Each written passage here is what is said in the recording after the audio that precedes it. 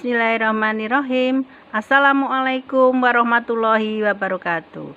Anak-anak SMP Bade Surakarta yang Ibu cintai, apa kabar kalian hari ini? Alhamdulillah, semoga kalian dalam keadaan yang sehat. Untuk hari ini Ibu akan sampaikan mata pelajaran kesayangan kita, yaitu tentang IPA. Materinya kita ambil dari bab 2 anak-anak, mengenai pengukuran volume benda, bentuk teratur dan tidak beraturan.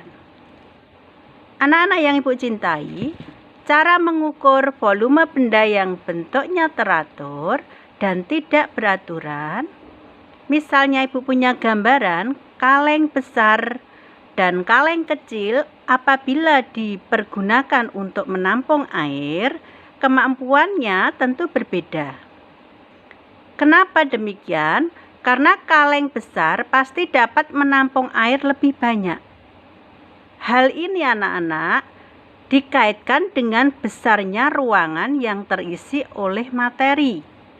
Biasanya disebut volume. Suatu benda bila volumenya lebih besar dapat menampung materi lebih banyak dibandingkan benda lain yang volumenya kecil.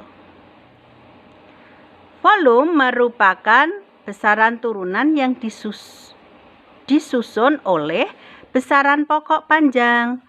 Volume benda padat yang bentuknya teratur, misalnya balok seperti yang ditunjukkan pada gambar, ya, dapat ditentukan dengan mengukur terlebih dahulu panjang, lebar, dan tingginya. Kemudian anak-anak mengalihkannya. Bila anak-anak mengukur panjang, lebar, dan tinggi balok menggunakan satuan sentimeter, ya, maka volume balok yang kamu peroleh dalam satuan sentimeter kubik atau disingkat dengan cm pangkat 3.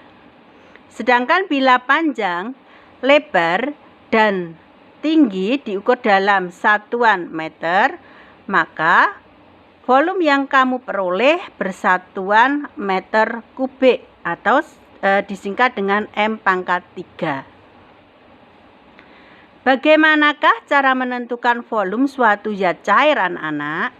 Zat cair tidak memiliki bentuk yang tetap. Bentuk cair selalu mengikuti wadahnya.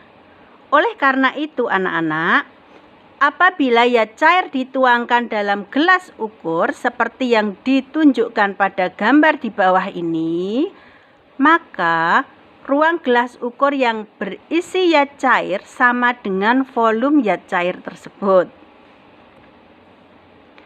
Satuan SI untuk volume adalah meter kubik anak-anak, atau M pangkat 3 tadi. Dengan demikian diperoleh 1 liter sama dengan 1 desimeter kubik. Karena 1 desimeter kubik sama dengan 0,1 meter, maka 1 liter sama dengan 0,001 meter kubik, atau 1/1000 meter kubik. Anak-anak jangan lupa, apabila anak-anak ingin mengubah satuan liter menjadi sentimeter kubik, caranya sama seperti konversi satuan besaran pokok panjang anak-anak. Dalam kehidupan sehari-hari banyak kita temukan benda padat yang memiliki bentuk teratur, seperti kubus, balok, bola, dan sebagainya, maupun tak beraturan seperti batu, kerikil, bongkahan es batu, dan sebagainya anak-anak.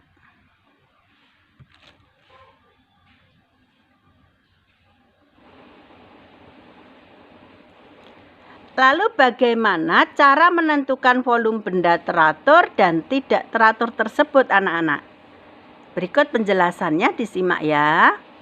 Menghitung volume benda yang bentuknya teratur, ya. Pernahkah kamu melakukan pengukuran volume suatu bidang berbentuk kubus? Nah, Tentu kamu dapat melakukannya, yaitu dengan cara mengukur sisi-sisinya. Kemudian kamu hitung volumenya dengan rumus berikut anak-anak. Volume sama dengan sisi kali sisi kali sisi. Lalu bagaimana menghitung volume benda teratur lainnya anak-anak? Anak-anak perlu mengingat ya, tabel pengukuran langsung volume suatu benda yang bentuknya teratur itu bisa dihitung menggunakan rumus. Misalnya, benda yang berbentuk kubus ya. Ini gambarnya kalian lihat bentuk kubus. Cara menghitung volumenya adalah mengalihkan volume sama dengan sisi kali sisi kali sisi. Di mana V ini adalah anak-anak volume. Sedangkan S-nya adalah sisi. Nah, lalu bagaimana cara menghitung bola?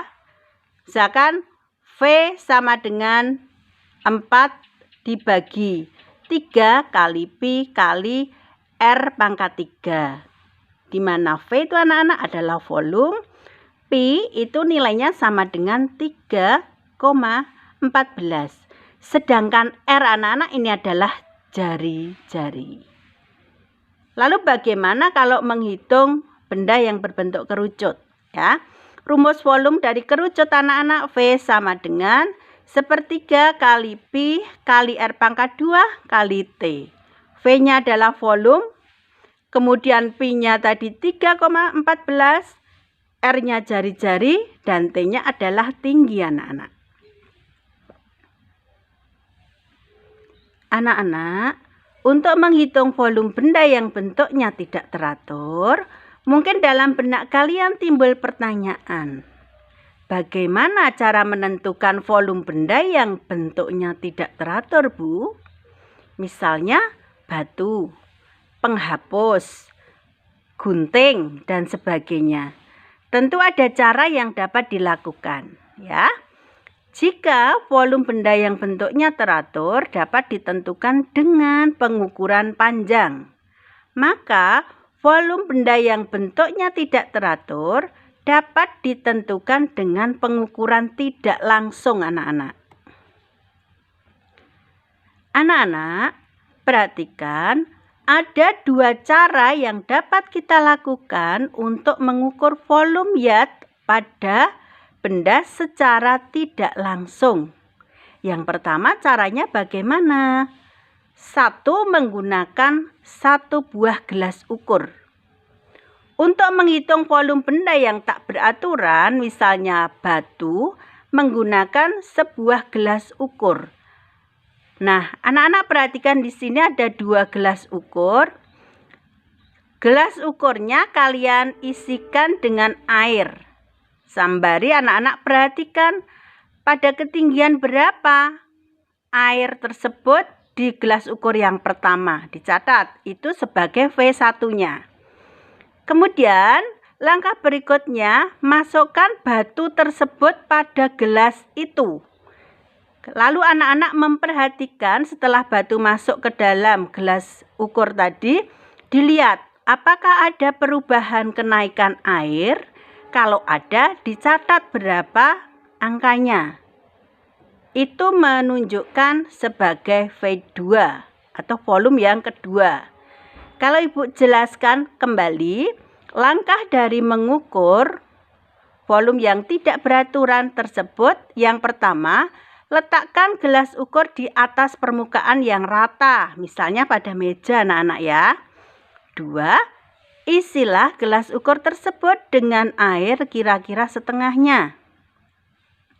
Amati dan baca skala yang ditunjukkan, nyatakan pengukuran sebagai V1, volume pertama.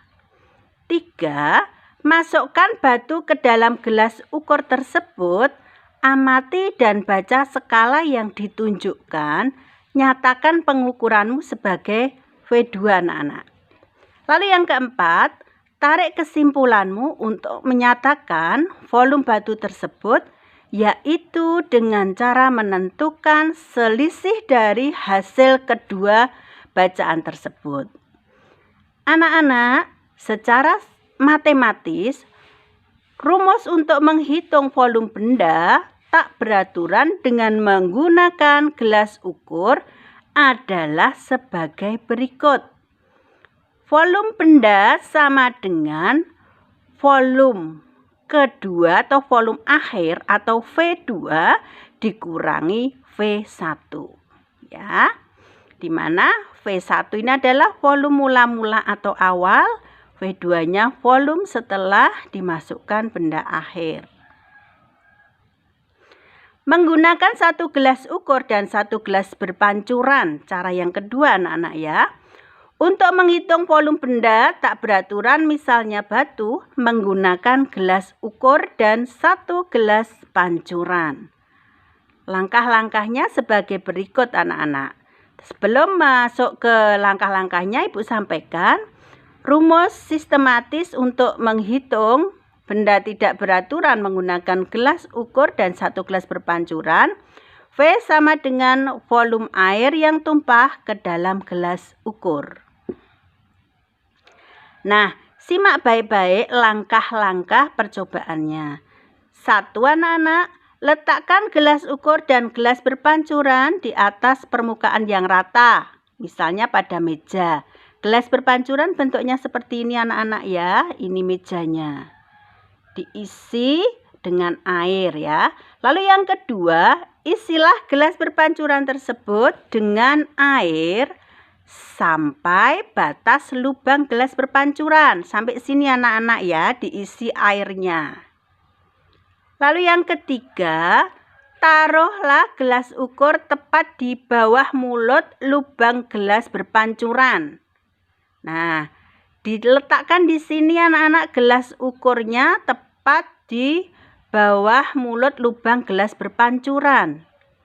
Lalu langkah yang berikutnya, masukkan batu ke dalam gelas berpancuran. Tentukan air yang tumpah menuju gelas ukur ini. Ya, setelah batu masuk ke dalam gelas ukur ini, pastinya nanti akan terjadi kenaikan volume air ya anak-anak ya. Karena ini berlubang, maka air yang berlebih tadi akan masuk ke dalam gelas ukur ini. Lalu diamati anak-anak, ada berapa ketinggian airnya. Itu untuk menghitung volume dari benda yang tidak beraturan, yaitu batu tadi. Langkah yang kelima anak-anak, amati dan bacalah skala yang ditunjukkan pada gelas ukur tadi. Nyatakan hasil pengukuranmu sebagai volume batu yang diukur. Nah, demikian tadi anak-anak materi yang Ibu sampaikan. Semoga bermanfaat. Ibu cukupkan sampai di sini anak-anak. Wassalamualaikum warahmatullahi wabarakatuh. Selamat belajar anak-anak. Semangat. Terima kasih.